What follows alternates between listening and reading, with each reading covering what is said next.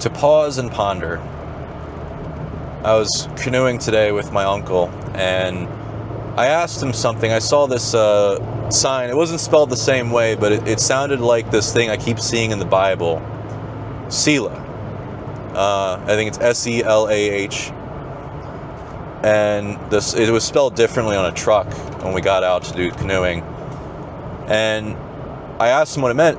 He said, oh, it's to pause and ponder. So you're not just reading through, to the next little passage in the Bible. You pause and ponder. And it's a lot in Psalms. And it was really funny to learn this then, because I was literally there to pause and ponder. We were there to be on the water, taking a moment, enjoying God's creation, and just being there on the water, in the sunlight, in the beauty of it. And it was a divine experience, just getting to do that and take a break.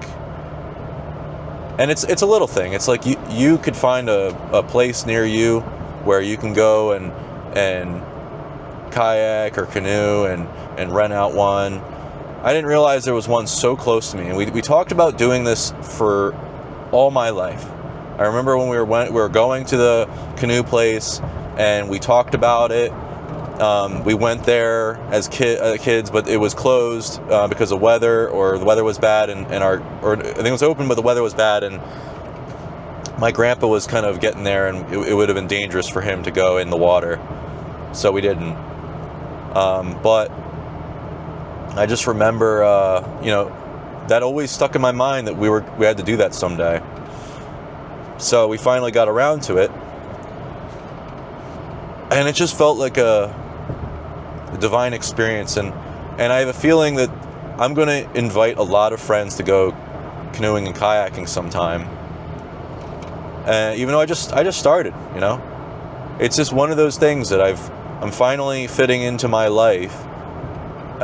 Little moments of enjoyment that I just never learned how to implement or bring into my life. And because I don't know how to pause and ponder. I listen to audiobooks at 2x speed. I make movies built for people with ADHD that jumps all around, is non-linear. I don't know how to sit down and just enjoy myself. And it's something I have to get better at. And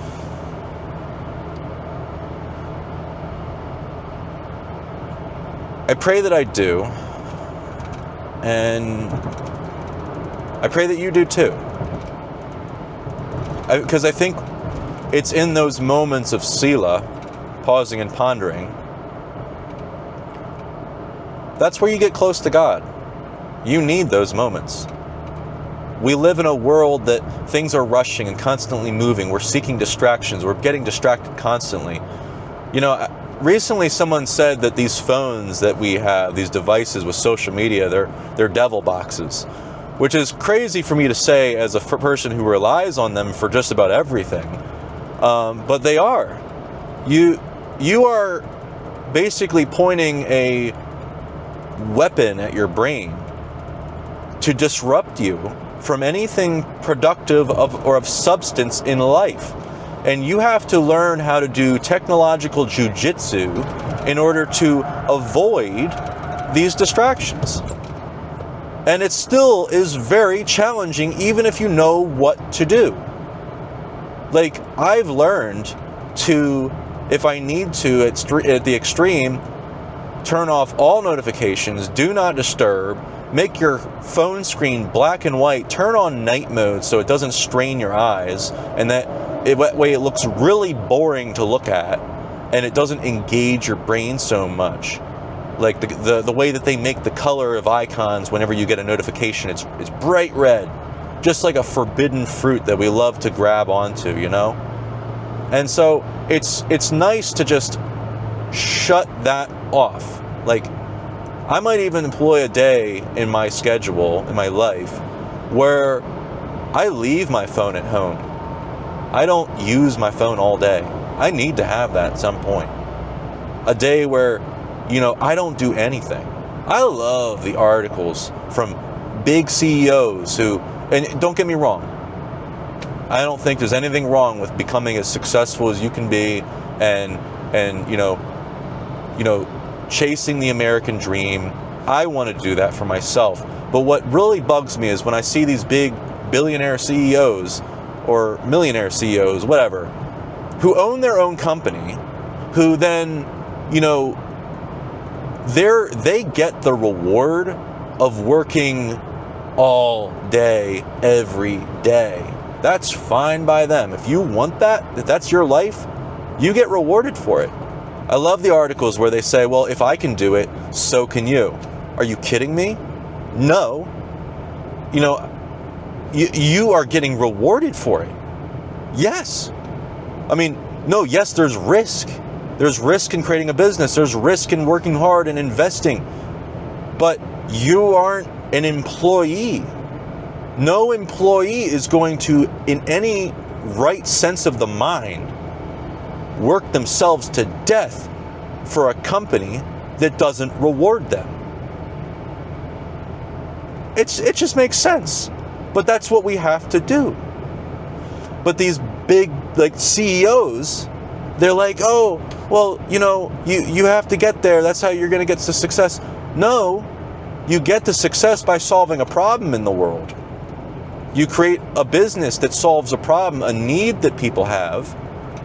And there's people who can build businesses that require them to spend 4 hours a week working on it. Because they have a sense of, oh, you know, I can, I can do this, that. Like the 4-Hour Workweek by Timothy Ferriss will change the way you look at business. It's really about creating a passive income product. But then again, I don't believe that there's no such thing as passive income. You have to invest somewhere. You have to do the work. You have to do the elbow grease. You have to invest time. You have to accumulate experience to be effective at helping others and making a difference. So I don't like that mindset of like trying to be lazy and finding shortcuts. I think you should spend your life figuring out what problem you want to solve, but I think you should also be able to find a way to balance that with living and being there for your loved ones and community. That's what life's about. It's not about constantly working yourself to death. And I love working myself to death. Don't get me wrong.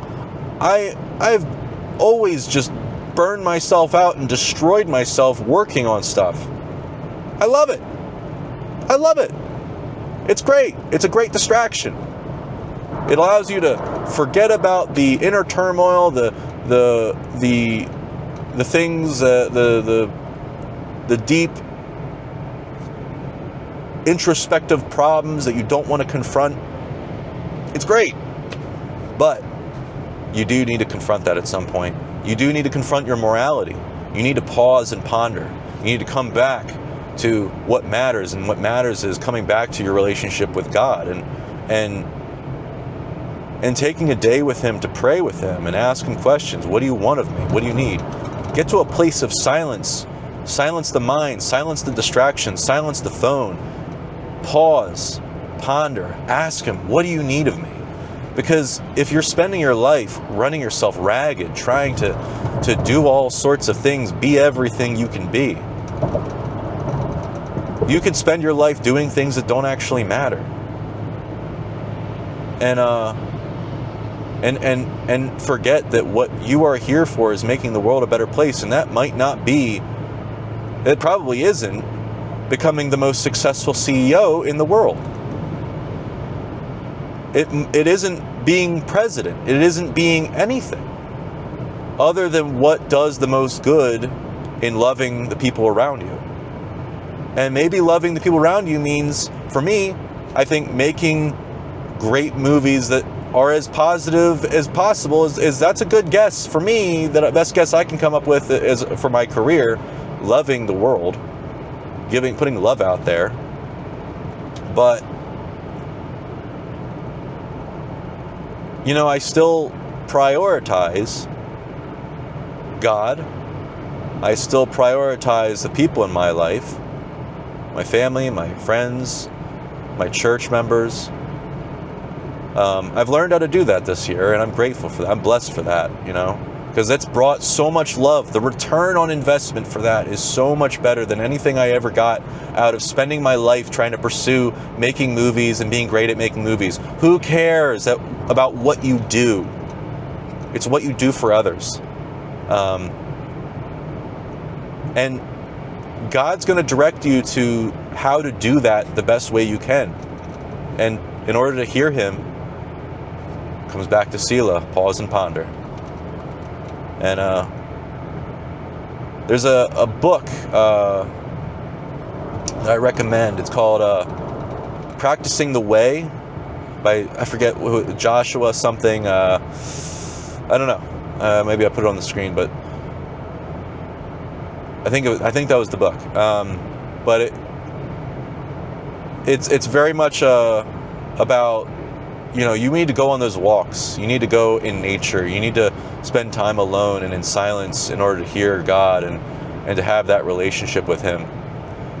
And the return on investment of that is better than anything in the world that I've ever seen. And I'm excited about that. This week has been a whirlwind for me. I've had so much stuff going on, so much love, getting to talk to so many people, so many opportunities. It's been a blessing, and I think I look forward to a day or a few days where I can just be at peace and take a moment to reflect and be with God and figure out what he needs of me. But I do feel like I'm in go mode on my feature film, doing everything I got to do to make that. But it's fun. So I hope this video was helpful, and I have never seen blue taillights before. Incredible. Somebody has blue taillights. I'm going to pause and ponder on that. Anyway, it's probably not legal. Have a good one. I hope this video is helpful. Leave a comment or like, comment, subscribe, leave a comment, or email me at the email on the screen. My goal is to help people out, make videos that solve problems for people. And if you found this helpful and want a video to help you in some way, do that. Leave a comment, email me, and I'll try to get back to you or make a video. Appreciate you guys. Have a good one. Later. Bye.